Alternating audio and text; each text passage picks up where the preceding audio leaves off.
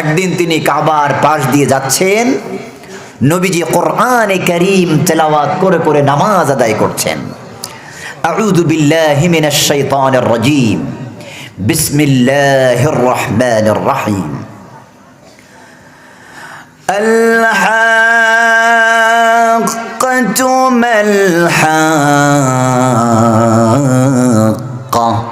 وما أدراك ما الحاقة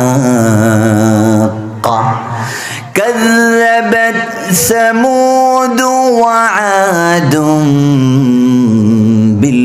بالقارعة فأما ثمود فأهلكوا بالطاغية وأما عاد فأهلكوا بريح صرصر عاتية। রাসূলুল্লাহ সাল্লাল্লাহু আলাইহি ওয়াসাল্লাম যার উপরে কোরআন নাজিল হচ্ছে তিনি তেলাওয়াত করছেন। আল্লাহু আকবার!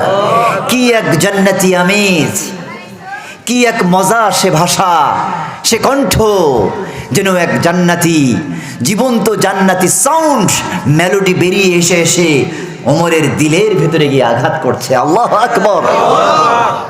হযরতে ওমর নবীজির জবানে মোবারক থেকে কোরআনে কারীম তিলাওয়াত শুনে শুনে তিনি বিমুগ্ধ হয়ে গেছেন, তিনি মন্ত্রমুগ্ধ হয়ে গেছেন।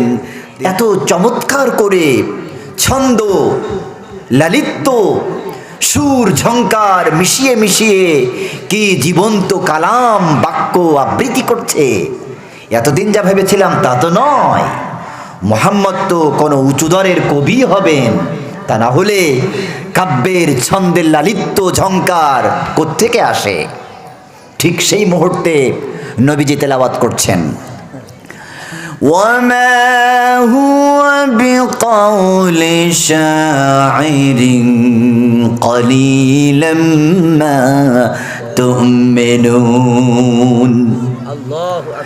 এটি কোনো কবির কাব্য নয়, তবে তোমরা খুব কম মানুষেরাই আছো এমন যারা ঈমান এনে থাকো।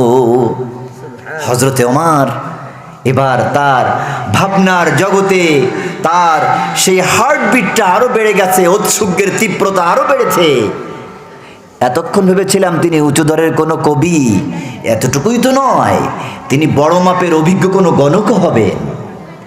নবীজি সাল্লাল্লাহু আলাইহি ওয়াসাল্লাম সেই মুহূর্তে সালাতে নামাজের ভেতরে তেলাওয়াত করছেন, ওয়ামা হুয়া বিকাউলি কাহিনিন কলিলাম মা তাযাক্কারুন।